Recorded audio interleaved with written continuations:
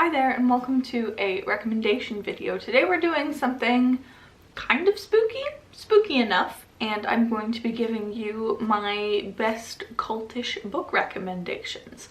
The way that I'm going to organize this is basically from definitely about cults to maybe about cults. So we're going to start with some non-fiction recommendations, move into recommendations that like use the word cult or a religious isolated commune, something like that, and then go into more just vibes. Really, it's just if you feel like you'd like cult books, I think that you would like these books too, even if they're not strictly about cults. Also, don't mind that the shelf is like almost entirely empty. Turns out that a lot of these short hardbacks that I have are cult related, so they're just in a pile. You'll see them in a minute. Let's start with the strongest nonfiction recommendation, Cultish by Amanda Montell. I just finished this one and I really enjoyed it. It's about the language of fanaticism. It's more of an overview of cults in general. You cover everything from Jonestown to SoulCycle to QAnon. There's a lot of stuff in here and I found it really worthwhile. I think one thing that I really took away from this was the implications that come with calling something a cult.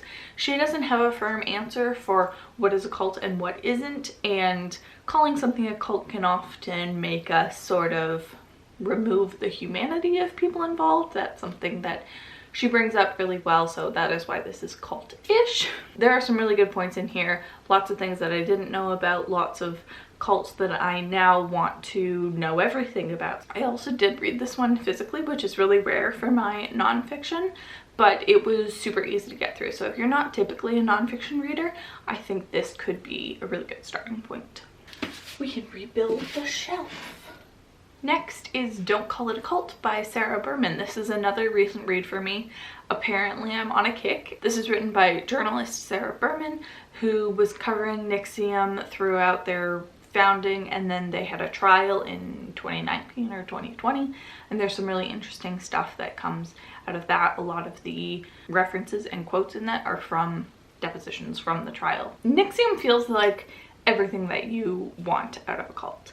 It's got some gross stuff for sure, but it's a really fascinating one and really interesting how mainstream it gets. It sort of feels Scientology adjacent to me in its widespread appeal, and they target actors, which is another Scientology go-to. Highly recommend. NXIVM is such an interesting cult and something super modern, like the trial in 2020. You're not going back into the 70s or earlier. Next is Broken Faith by Mitch Weiss, subtitled Inside the World of Faith Fellowship, one of America's most dangerous cults. This one is so much fun for me because it is run by a woman. It's an evangelical cult in the American South, and their head pastor is a woman, which is very rare in the realm of cults. There's a lot of talk in Amanda Montell's book about how a lot of things are male founded and female run. This one is female founded and mixed run. It's another super interesting one. It talks a lot about the intersection of the cult with the community around them and how much political sway they have. Another recommendation. I guess I recommend all of them. I'll stop saying it, I promise. Last nonfiction recommendation. It's a little bit less clear-cut than the other ones. This is The Psychopath Test by Ronson. So this covers more than just cults, but it is a psychological profile of how they test for psychopaths, some of the limitations in that, what psychopaths think of themselves. It is cult adjacent, I think, and if you enjoy a cult story, you're probably going to like Ronson. If you like cults, you're probably interested in the psychology of stuff like that, so this is a great place to go with it. I don't remember if he specifically calls out any cult members or leaders, but I wouldn't be surprised. Now we'll get into some of the fiction recommendations. I'll explain why I think this is a cult book for each one, because there are definitely differences. Some are religious in tone, some are isolated in tone. You'll see when we get there. First recommendation I have is Those Who Pray by Jennifer Moffett. This is about an evangelical group of college students who take a trip abroad to Spain? Italy. But it's a study of the main character who gets swept up in this, her initial impressions of it, and then things slowly go downhill. It's a very enjoyable read. It's a wild story, but it's really fast paced and I had a really good time with it.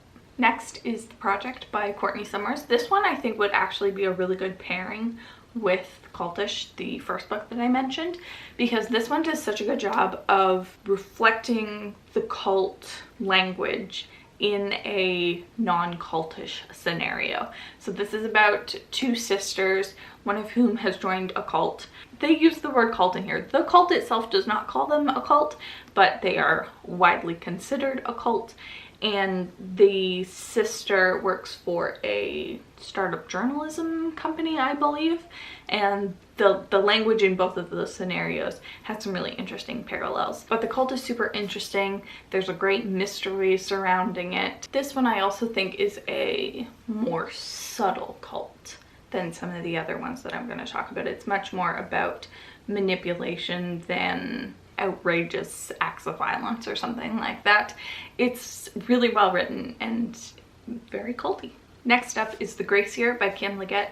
This is about a society. So it's not technically a cult because I don't know if it's just this community and the rest of the world is different, but it's still got a very charismatic leader and a lot of control around women and girls. So the Gracier is whenever you turn 16, you are banished into the wilderness with all of the other girls to get rid of your magic. Do they really have magic? Is it all a metaphor? It's a survival story, but also focuses a lot on feminism and trying to work with a society that doesn't want you around. There's some really interesting stuff in here. It is a little bit YA for me, but the bones of it are great. Next is Catherine House by Elizabeth Thomas.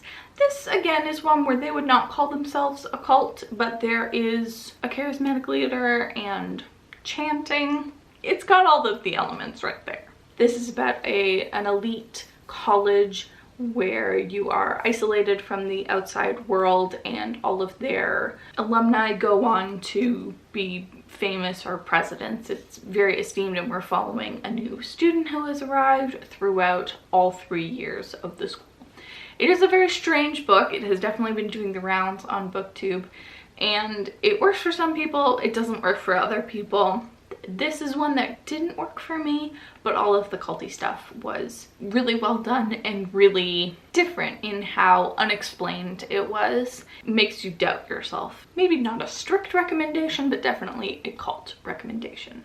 Next is Women Talking by Miriam Toews.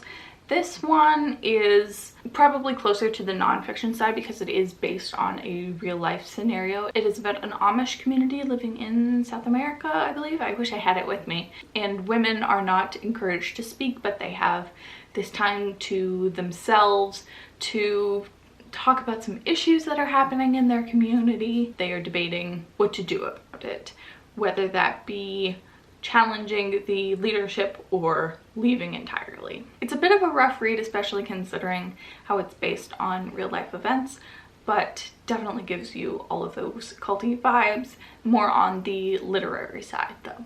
And then we're going to talk about books that just have a culty vibe.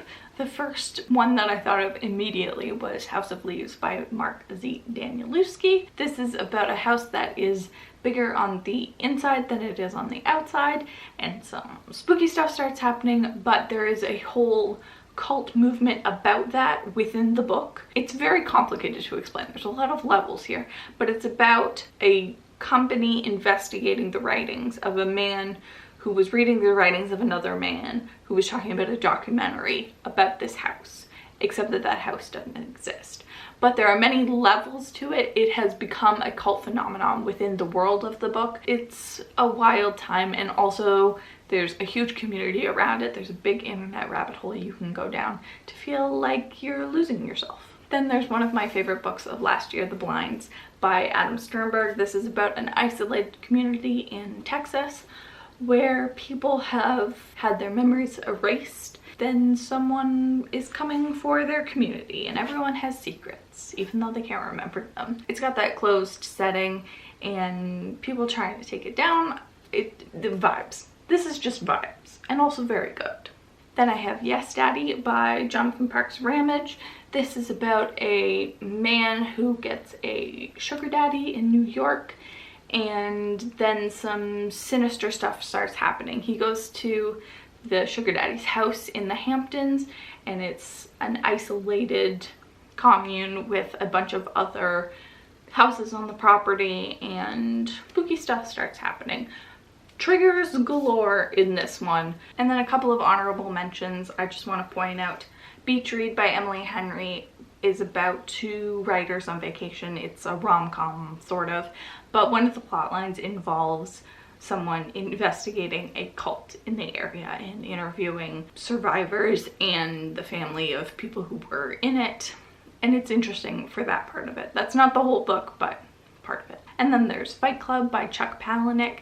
This is a book, if you didn't know it's a book, and it's a pretty good book too. I enjoyed the writing in it.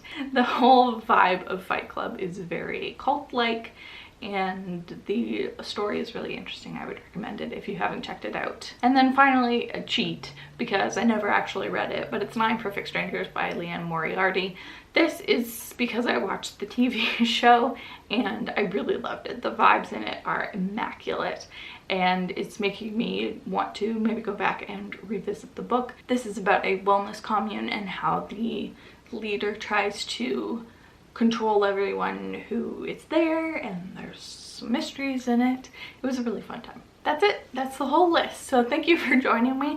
I hope that you got a recommendation out of this. If you have any recommendations that I might have missed, please leave them in the comments below, because apparently I have a real thing for cults and I will take it in any form I can get it. Thank you for joining me. Happy spooky season, and I'll see you in my next one. Bye.